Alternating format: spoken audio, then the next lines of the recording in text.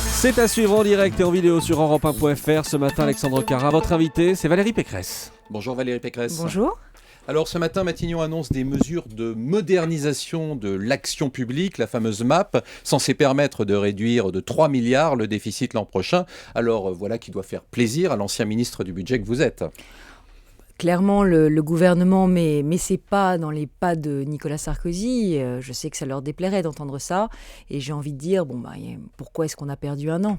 A priori, on n'a pas le choix de toute façon. Il faut réduire le déficit. Donc vous approuvez l'ensemble des mesures sur ces 3 milliards. Vous pensez que ça va dans le bon sens ? Ce que je regrette, c'est que sur les 3 milliards, la moitié, c'est des hausses d'impôts, puisque c'est des suppressions de niches fiscales. Donc ça va être encore 1,5 milliard de hausses d'impôts. Déjà, vous plaidiez pour la baisse des niches fiscales à l'époque. On a beaucoup baissé les niches fiscales nous-mêmes.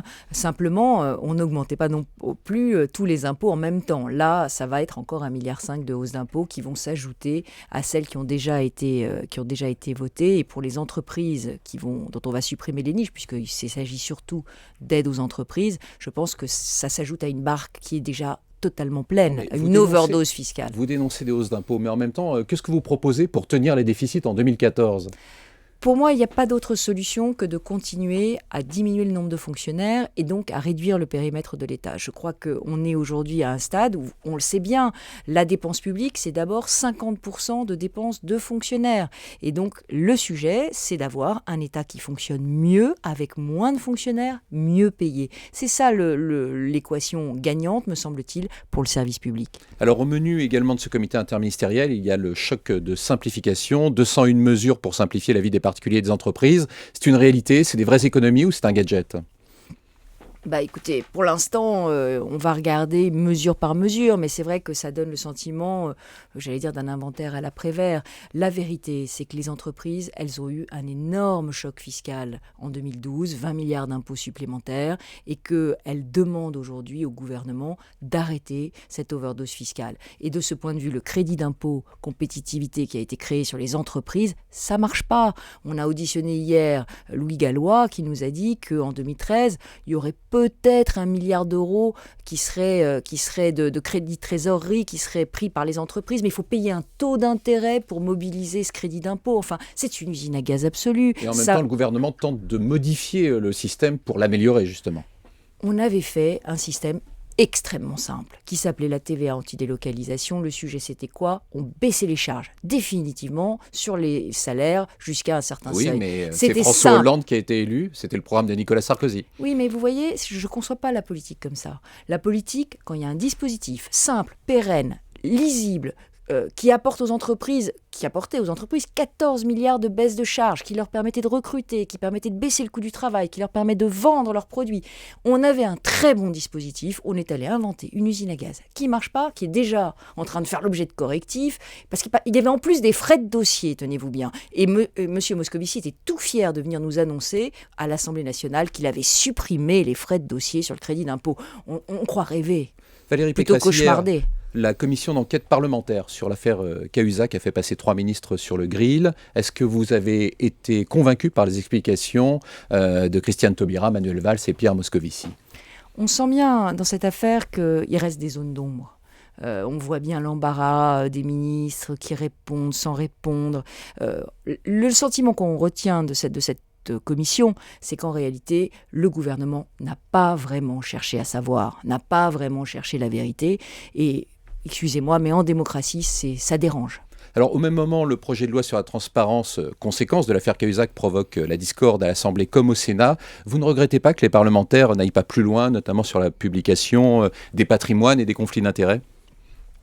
J'ai dit que j'y étais favorable à la publication des patrimoines. Je l'ai dit parce que je crois pas spécialement que ce sera utile, parce que Jérôme Cahuzac aurait fraudé tout autant s'il avait publié son patrimoine, puisqu'il avait caché l'argent dans un paradis fiscal. Donc en réalité, la publication n'aurait servi à rien. Mais je crois qu'aujourd'hui, on est dans une phase qui est une tellement grande phase de défiance vis-à-vis des hommes politiques qu'il faut qu'on soit très vigilant. Et la transparence, c'est notre meilleure protection. C'est la meilleure protection de la politique, avec un grand P. Parce que le spectacle que ça donne aux Français, quand même, est déplorable. Mais bien entendu. Et moi, j'ai proposé déposé un certain nombre d'amendements pour demander que les conflits d'intérêts, vous savez, quand un élu local fait embaucher un membre de sa famille par la collectivité dont il est l'élu, c'est toujours un peu choquant. Il y a toujours le risque qu'il y ait une discrimination à l'embauche, qu'on prenne la personne de la famille par piston plutôt qu'une personne plus compétente. Vous appelez vos amis de l'opposition à aller plus loin? Là, j'avais présenté des amendements qui ont été retoqués par la majorité. Donc ça, je le regrette. Et sur la question de la transparence, je le dis, il ne faut pas avoir peur de la transparence parce qu'en réalité, c'est la protection de la politique, je le redis, parce que c'est une certaine idée de ce qu'on fait. On est là pour servir, on est là vraiment pour donner confiance aux Français. Alors cet été, il se passe beaucoup de choses à l'Assemblée. Il y a aussi la loi Lebranchu sur la décentralisation avec le projet de création de 10 métropoles, en particulier celle du Grand Paris. L'UMP, l'UDI, les communistes s'y opposent. Alors Valérie Pécresse, vous qui êtes élue d'Île-de-France, vous étiez très favorable au Grand Paris quand vous étiez au pouvoir. Maintenant que vous êtes dans l'opposition, vous avez changé d'avis ? Non, pas du tout, mais sauf que la métropole de Paris, c'est absolument pas le Grand Paris. Le Grand Paris, c'était quoi? C'était une magnifique idée qui consistait à dire qu'on avait une région qui était une région monde et qui devait avoir des vraies infrastructures de transport à la hauteur j'allais dire de sa population et de son dynamisme, et qu'à partir de ces infrastructures de transport, on allait faire des vrais lieux de vie et des vraies zones d'activité. Le problème, c'est que ce Grand Paris, c'est jamais limité à Paris et la petite couronne. Ça correspond plus à la sociologie de l'Île-de-France.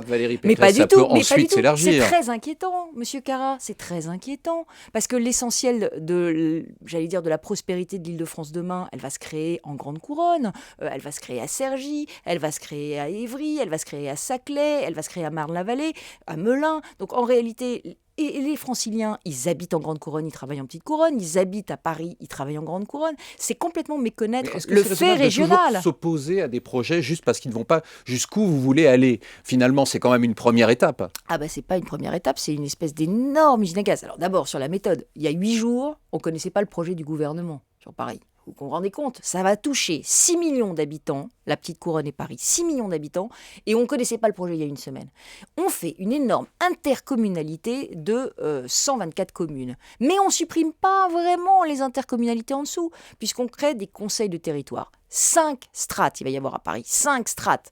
La commune, le territoire, la métropole, le département, la région. 5 strates. Les Français nous disent simplifiez, faites des économies, mettez plus de démocratie et on va créer un espèce de monstre bureaucratique. C'est-à-dire que vous êtes sur la position du MEDEF, finalement, il faudrait peut-être supprimer le niveau départemental.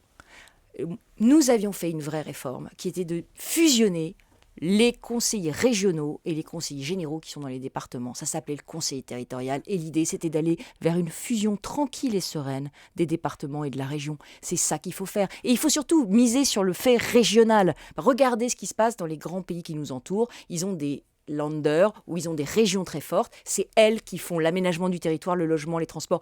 Dire le logement, c'est la petite couronne et les transports, c'est la grande couronne, on n'y comprend plus rien, Je dis stop, reprenons et je propose une conférence sur l'avenir du Grand Paris, maintenant avec tout le monde, pour se mettre d'accord. Sur un tout autre sujet, depuis le début juillet, l'UMP a lancé ce qu'on a baptisé familièrement le Sarcoton, une souscription destinée à renflouer les caisses du parti après l'invalidation des comptes de campagne de l'ex-président. Vous en êtes où ce matin ?